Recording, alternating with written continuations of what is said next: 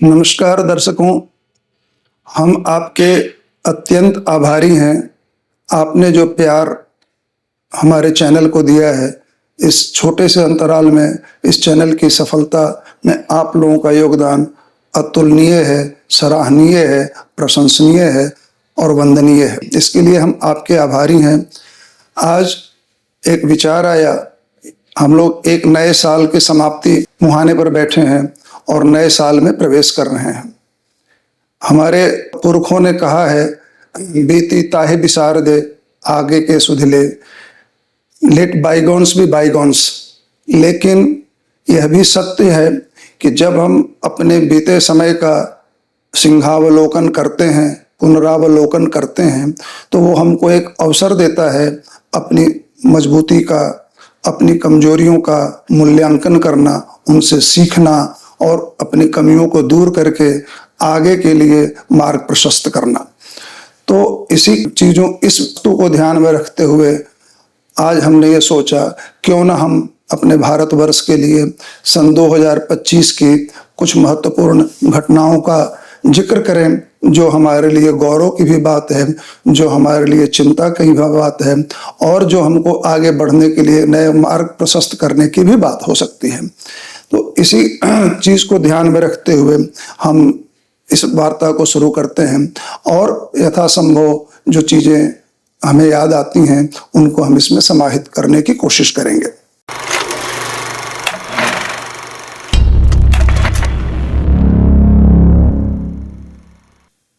सर्वप्रथम आप सभी को याद होगा, 2025 की शुरुआत में अपने प्रयागराज में महाकुंभ का आयोजन हुआ था। यह महाकुंभ अपने आप में काफी ऐतिहासिक था, जहां आंकड़ों के हिसाब से लगभग 50 करोड़ से ज्यादा लोगों ने पवित्र संगम में स्नान किया और उसके एक सहभागी बने, पुण्य के सहभागी बने। ये पवित्र संगम का महाकुंभ केवल एक महाकुंभ नहीं था, ये मानव सैलाब नहीं था, ये एक आस्था का द्योतक था, परिणाम था, ताकि हम ये समझ सकें कि हमारे भारतीय संस्कृति, भारतीय आस्था में दुनिया भर में बिखरे हुए लोगों की कितनी आस्था है और एक समय पर वो यहाँ इकट्ठे होते हैं। यह इतना ही नहीं, प्रशासनिक व्यवस्था और क्षमता का भी सर्टिफिकेट था कि इतना बड़ा आयोजन बिना किसी बड़े दुर्घटना के शांति से संपन्न हुआ। ये केवल एक महाकुंभ का आयोजन ही नहीं था, इस घटना ने उत्तर प्रदेश की अर्थव्यवस्था को एक नई ऊर्जा प्रदान किया, जो कि काफी सराहनीय है। और इस तरह के आयोजन निश्चित रूप से जो रिलीजियस टूरिज्म है उनको भी बढ़ावा देने में काम आते हैं और आज की तारीख में पूरी दुनिया में टूरिज्म एक अच्छा रिसोर्स हो चुका है नेशनल इनकम बढ़ाने का। तो शायद भारत में भी आने वाले समय में एक नए टूरिज्म का ये अवसर प्रदान करेगा।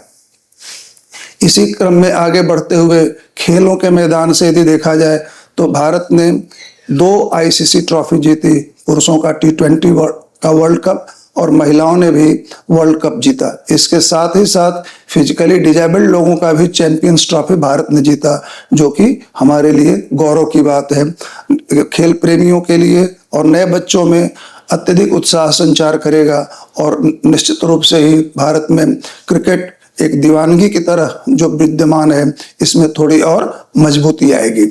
भारत में इस साल के अंत में अर्जेंटीना के महान फुटबॉलर मेसी का भी भारत दौरा हुआ, जो कि कलकत्ता में थोड़ी अप्रिय घटना को छोड़ भी दिया जाए तो एक काफी उत्साहजनक ढंग से शांतिपूर्ण संपन्न हुआ।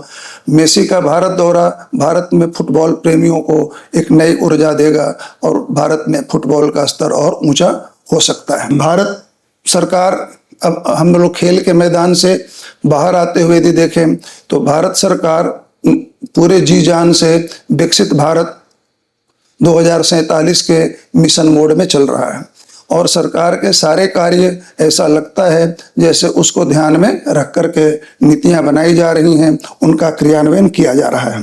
भारत सरकार ने इस वर्ष का सबसे बड़ा बजट करीब 50 लाख करोड़ से ज्यादा का बजट प्रस्तुत किया, जो अभी तक का काफी बड़ा बजट माना जाता है। और इसमें इंफ्रास्ट्रक्चर हवाई अड्डों की संख्या बढ़ाना, इंफ्रास्ट्रक्चर का, ग्रामीण विकास का, रोजगार सृजन के चीजों पर, कृषि सुधार पर काफी बल दिया गया, जो भारत की अर्थव्यवस्था को नई दिशा में सकारात्मक रूप से आगे बढ़ाने में ये भूमिका निभाएगा। सन 2025 के ही वित्त वर्ष में भारत में नया आयकर का कानून लागू हुआ, जिसमें अब 12 लाख रुपए तक की आय कर मुक्त होगी और नौकरी पेशा लोगों के लिए 12,75,000 होगी। इस 12,75,000 या 12 लाख के इनकम को कर से मुक्त करके सरकार ने मध्यम वर्ग के जेब में खर्चा करने के लिए कुछ ज़्यादा पैसा छोड़ा है। इस ज़्यादा पैसे की वजह से लोग ज़्यादा खर्च करेंगे, देश में कंजम्पशन बढ़ेगा और कंजम्पशन से देश में उत्पादन बढ़ेगा और अर्थव्यवस्था में एक नई उछाल देखने को मिलेगा, एक नया डायमेंशन उसमें तय होगा। इसी साल भारत में जीएसटी 02 सुधार भी लागू किया गया। बहुत दिनों से मांग की जा रही थी कि जीएसटी के दर में संशोधन किया जाए। सरकार ने एक ही झटके में 2 स्लैब को खत्म करके काफी करीब 90% से ज्यादा वस्तुओं को, उपयोगी वस्तुओं को कर के दर को घटाया और वो सस्ते हुए, जिसकी वजह से मांग में वृद्धि हुई और काफी उसकी वजह से मार्केट में बिक्री ज्यादा हुई, टर्नओवर ज्यादा हुआ।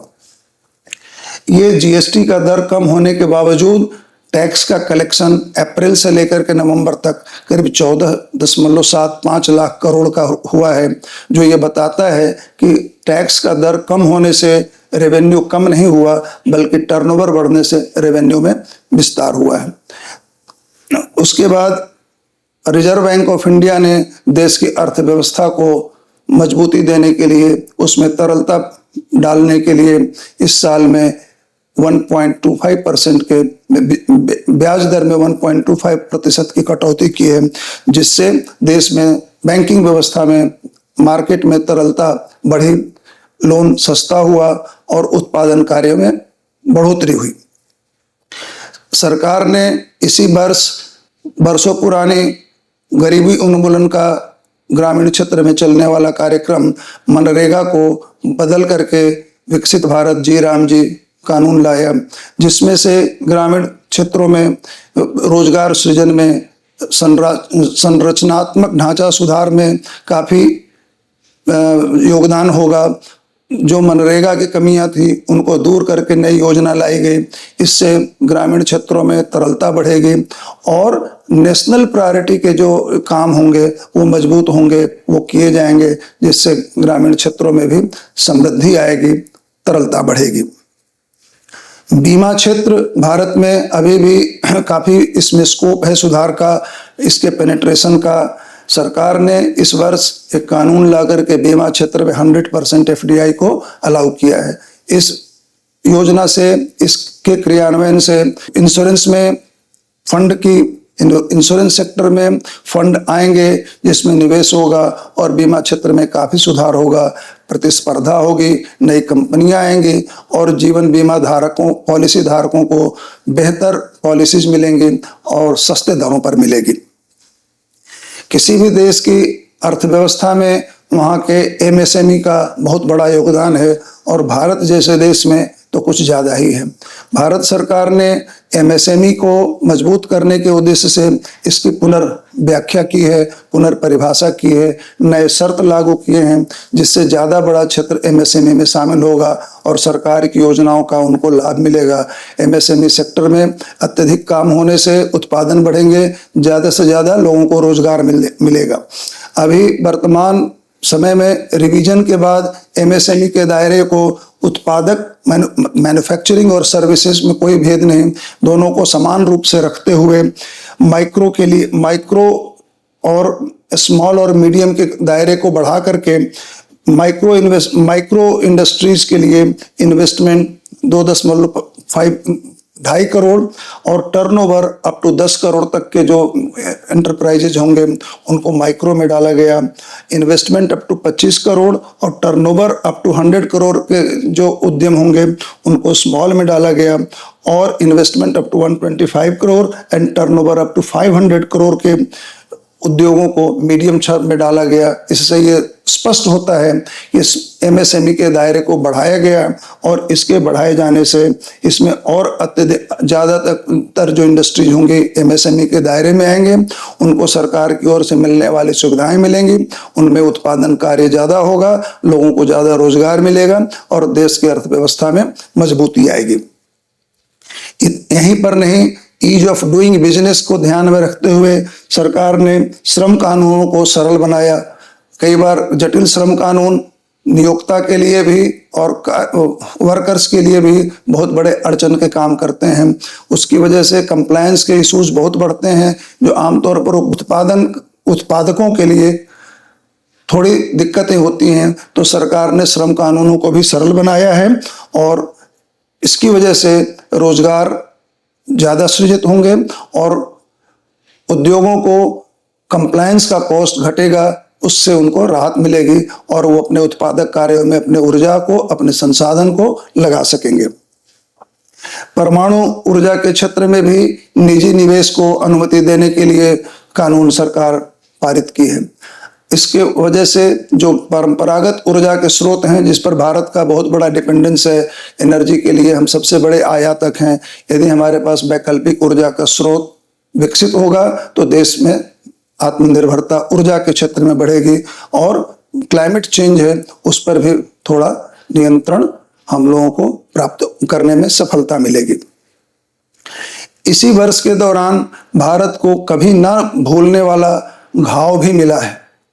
आप सबको याद होगा, इसी वर्ष पहलगाम में निर्दोष लोगों के जो छुट्टियां मनाने गए थे, उनको धर्म पूछ करके उनकी हत्या की गई थी, निर्मम हत्या की गई थी, जो निश्चित रूप से हमारे पड़ोसी देश के पर उसके इंस्टिगेशन पर किया गया था, उसके समर्थन से किया गया था। उसने देश की पूरे जनमानस को, 140 करोड़ से ज्यादा लोगों की आत्मा को, मन मस्तिष्क को झकझोर कर रख दिया था। वो एक ऐसा अमानवीय कृत्य था जिसकी जितनी भी निंदा की जाए उतना कम है। पूरे देश के समस्त जनता में एक प्रतिशोध की भावना प्रज्वलित उस समय हुई थी, परंतु देश ने संयम से काम लिया, सरकार ने कुशल नेतृत्व किया और उसके बाद एक सटीक कार्रवाई ऑपरेशन सिंदूर के रूप में हुआ, जिसको जग जाहिर है कि भारत ने पाकिस्तान में के सैन्य ठिकानों को डिस्टर्ब किए बगैर आतंकियों के ठिकाने को तहस नहस किया, अनेकों दुर्दांत आतंकियों को मार गिराया। और जैसा कि याद होगा, करीब 6 दशकों से ज्यादा समय से चला आ रहा सिंधु जल समझौते को भी भारत ने अभी सस्पेंड करके रखा है। इसी वर्ष हम सभी लोगों को याद होगा अहमदाबाद की दुखद प्लेन क्रैश की घटना, जिसमें अनेकों निर्दोष बच्चे यात्री को जान गंवानी पड़ी थी। जो धन का नुकसान अपनी जगह पर है, जो जन का नुकसान हुआ था वो जिसकी कल्पना नहीं की जा सकती, जिसका वर्णन नहीं किया जा सकता। उसमें अनेकों प्रतिभाएं, अनेकों परिवार हमेशा के लिए बर्बाद हो गए। वो प्लेन एक मेडिकल कॉलेज के हॉस्टल पर जाकर के गिरा था, जिसमें कि वहाँ के पढ़ने वाले बहुत से डॉक्टरों की, वहाँ के स्टाफ की आकस्मिक और बहुत ही कष्टदायी मृत्यु हुई थी। आज जब अपने देश में एयर ट्रैवल इतना आसान बनाने की सरकार कोशिश कर रही है, उसी समय अभी इसी महीने मतलब दिसंबर महीने की शुरुआत की वो घटना नहीं भूली जा सकती, जब इंडिगो के क्राइसिस ने पूरे देश की हवाई यात्रा को घुटनों के बल ला दिया था। लाखों यात्री अपने गंतव्य तक नहीं पहुंच पाए, कुछ लोगों की शादियां टल गई, कुछ लोग अपने परिवार के माता पिता के मृत्यु के अवसर के कार्य में भी सम्मिलित नहीं हो सके। बहुत तरह की मतलब लोगों को असुविधाएं हुई, लाखों नहीं बल्कि करोड़ों परिवार उससे दुष्प्रभावित हुआ। तो इस तरह के कुछ चीजें, ये जो दुखद घटनाएं हम लोगों ने याद किया। अभी हाल ही में नवंबर के महीने में आप सभी लोगों को याद होगा, सुप्रीम कोर्ट ने एक फैसला दिया था अरावली पर्वतमाला को लेकर के, जिसको लेकर के पूरे समाज में, पूरे देश में एक काफी एक जनभावना इस फैसले के विरुद्ध थी, चूंकि अरावली पर्वतमाला को लेकर के देश की सुरक्षा और देश की इकोसिस्टम इकोलॉजी पर इसका प्रभाव पड़ता है। तो इस पर जनमानस के दबाव को देखते हुए सुप्रीम कोर्ट ने अपने पुराने फैसले पर पुनर्विचार करने के लिए उस फैसले को स्थगित करके रखा है। यूं तो भारत ऐसा देश है, एक प्रजातांत्रिक देश है, जहां सालों भर चुनाव का माहौल होता है। कहीं न कहीं किसी न किसी स्तर पर चुनाव होता ही रहता है। और जैसा सभी को मालूम है, चुनाव के माहौल में काफी राजनीतिक गर्मा गर्मी, वाद विवाद, एक दूसरे पर आरोप आक्षेप, तमाम आकलन होते रहते हैं। कौन जीतेगा, कौन हारेगा, ये चलता रहता है। तमाम जो इलेक्शन के एक्सपर्ट हैं वो भी अपनी अपनी राय बनाते रहते हैं। लेकिन 2025 का बिहार विधानसभा का जो चुनाव हुआ वो अपने आप में एक काफी चर्चित और चुनाव रहा। यूं तो यह एक राज्य मात्र का विधानसभा का चुनाव था, लेकिन इस पर पूरे देश की नजर लगी हुई थी, और देश ही क्यों, विदेश की भी इस पर नजर लगी हुई थी। बिहार जैसे सेंसिटिव राज्य में, जहां पर तमाम तरह से राजनीतिक सक्रियता के होती हुए भी काफी गर्मा गर्मी रहती है। तमाम लोगों ने तमाम तरह के अनुमान लगाए थे। चुनाव जो स्ट्रेटेजिस्ट के रूप में अपनी कैरियर को जिन्होंने स्थापित किया था, प्रशांत किशोर जी ने, उन्होंने भी इस चुनाव में अपनी नई पार्टी को उतारा था। इससे और भी ये चुनाव थोड़ा रोचक माना जा रहा था शुरू में। विशेषज्ञों ने अपने अपने हिसाब से चुनाव परिणामों का अनुमान लगाया था, गणना की थी, और चुनाव परिणाम जो आया वो सभी अनुमानों को गलत बताते हुए एनडीए सरकार को प्रचंड बहुमत के साथ पुनर्सत्ता में वापस कराया। चुनाव की जब बात चल रही है, चुनाव की प्रक्रिया, चीफ इलेक्शन कमिश्नर, चुनाव आयुक्त की प्रक्रिया, चुनाव आयोग की सुधार की प्रक्रिया, और सबसे बड़ी बात वोटर लिस्ट के पुनरीक्षण की बात जो हुई थी, जिसको एसआईआर के नाम से जाना जाता है, पूरे देश में काफी ये चर्चा का विषय रहा। इसी दौरान प्रमुख विपक्षी दल कांग्रेस के द्वारा वोट चोरी का भी मामला काफी जोर शोरों से उठाया गया। वोटर अधिकार यात्रा भी निकाली गई बिहार चुनाव के दौरान। हालांकि इसको ऐसा लगता है जनता द्वारा स्वीकृति प्राप्त नहीं हुई, लेकिन यह इस साल की एक महत्वपूर्ण घटना के रूप में जरूर याद किया जाएगा। इसी वर्ष वंदे मातरम का भी 150 वर्ष पूरा हुआ, जिसके लिए लोकसभा के दोनों सदनों में विशेष चर्चा का आयोजन किया गया। इस पर सभी राजनीतिक दलों ने अपने अपने हिसाब से इसकी जानकारी दी, इसकी व्याख्या की, और एक बहुत ही सराहनीय चर्चा हुई। इस चर्चा का निश्चित रूप से प्रभाव हमारे उन नवयुवकों पर पड़ेगा, वो यंग जनरेशन पर पड़ेगा जो हमारे इस इतिहास से परिचित नहीं थे। उनका ज्ञानवर्धन होगा, उनको राष्ट्र के प्रति जागरूकता पैदा होगी, और राष्ट्र के लिए और समर्पित होकर काम करने की प्रेरणा प्रदान करेगी। भारत सरकार देश को मजबूत बनाने के लिए हमेशा प्रयासरत है, और देश की मजबूती आर्थिक मजबूती के बगैर नहीं हो सकती है।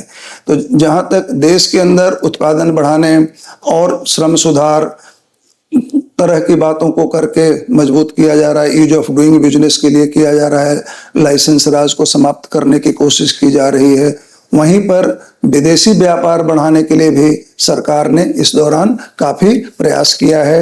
एफटीए करके, सेपा या सेटा के माध्यम से, इंडिया ओमान के बीच का सेपा, इंडिया यूके के बीच का सेटा, इंडिया न्यूजीलैंड के बीच का एफटीए, इंडिया जीसीसी का एफटीए, और इंडिया बहरीन का सेपा, ये इस साल के महत्वपूर्ण उपलब्धि हुई है।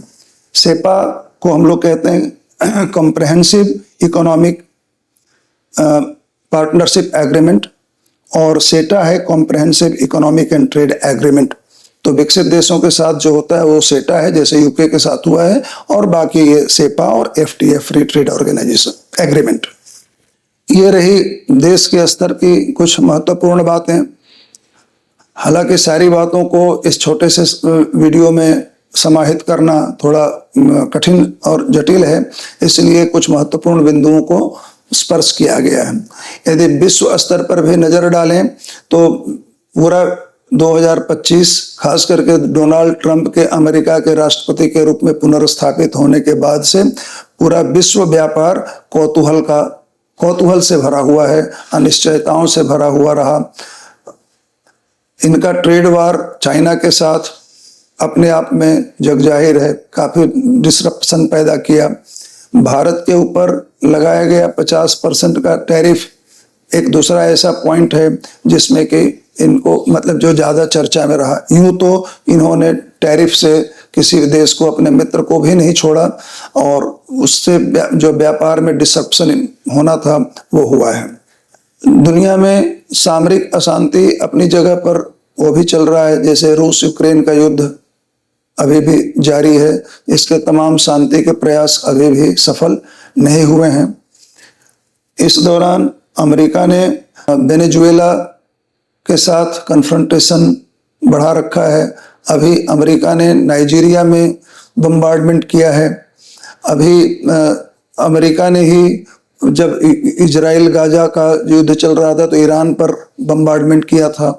तो इस तरह की घटनाएं हमेशा विश्व में शांति के लिए खतरा बने रहते हैं, जो कभी भी वर्ल्ड वॉर की तरफ मोड़ सकते हैं इसको। अभी जो एक महत्वपूर्ण घटना हुई है जो अभी तत्काल में, जिसका प्रभाव पता नहीं आगे कैसा पड़ेगा, इजराइल ने सोमाली लैंड को एक अलग देश के रूप में मान्यता दे दी है। जो इजराइल इकलौता देश है जिसने कि सोमाली को मान्यता दी है, जो सोमालिया से अलग। सोमाली लैंड सोमालिया का एक हिस्सा है। हमारे अपने पड़ोसी देश में नेपाल में जो सत्ता परिवर्तन हुआ वो भी एक अपने आप में अजूबा था और ये बहुत से देशों के लिए एक लेसन भी है, जिस तरह से नेपाल में सत्ता का परिवर्तन हुआ था।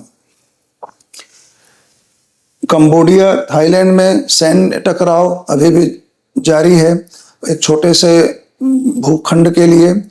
हालांकि कंबोडिया और थाईलैंड में देखा जाए तो सामरिक रूप से थाईलैंड कंबोडिया की तुलना में काफी शक्तिशाली है, सामरिक रूप से भी और आर्थिक रूप से भी। फिर भी वो संघर्ष अभी तो युद्ध विराम की स्थिति में है, लेकिन वो कभी भी संघर्ष के रूप में सामने आ सकता है। अफगानिस्तान पाकिस्तान के बीच का सैन्य टकराव, चूंकि हमारे दोनों पड़ोसी देश हैं, ये भी एक महत्वपूर्ण घटना है इस साल का और जिसका भारत पर भी प्रभाव किसी तरह से पड़ने की संभावना रह सकती है। पाकिस्तान और यूएई के बीच में जो नाटो के तर्ज पर जो सैन्य समझौता हुआ है वो भी इस क्षेत्र के सैन्य संतुलन को, सामरिक स्थिति पर प्रभाव छोड़ सकता है। साल के अंत में रूस के राष्ट्रपति पुतिन का भारत दौरा भी एक महत्वपूर्ण घटना है, जिसमें भारत और रूस के बीच सामरिक समझौते जो होंगे वो काफी भारत को सामरिक रूप से ताकत प्रदान करने वाले होंगे। क्योंकि रूस से रक्षा सौदा केवल सामान का खरीद नहीं बल्कि तकनीक का ट्रांसफर भी होगा और भारत में सह उत्पादन की भी व्यवस्था रहेगी। तो भारत में जब उत्तम तकनीक, रशियन तकनीक भारत में होगा और भारत और रसिया साथ साथ मिलकर के यहाँ पर उत्पादन करेंगे तो भारत में रक्षा क्षेत्र में आत्मनिर्भरता के लिए जो सरकार प्रयासरत है उस दिशा में एक महत्वपूर्ण कदम होगा और भारत के प्रयासों को ताकत मिलेगा। तो ये सब कुछ ऐसी घटनाएं थी जिनका संकलन करके हम आपके सामने लाने का प्रयास किए हैं। ये कितना सार्थक है ये आप लोगों के लिए छोड़ देता हूं। इसको यदि अच्छा लगे तो लाइक करें और सब्सक्राइब करें और अपना समर्थन दे करके हमारा उत्साह वर्धन करें ताकि हम इस तरह के और भी वीडियो आपके लिए लाते रहें। मैं M K. Pandey Banaras global times की ओर से अपने समस्त दर्शकों को, समस्त मित्रों को नए वर्ष की अनंत शुभकामनाएं देता हूं। पिछले वर्ष की जो आपकी असफलता अपनी जगह पर छूटे और पिछले वर्ष की सफलताएं कई गुना बढ़ करके नए साल में आपके साथ हों। आप तरक्की करें, प्रसन्न रहें, अपने परिवार के साथ अपने मित्रों के साथ, अपने समाज के साथ और सबसे बढ़कर अपने देश के साथ खुश रहें, देश को आगे बढ़ाएं, देश में खुशहाली लाएं। जय हिंद,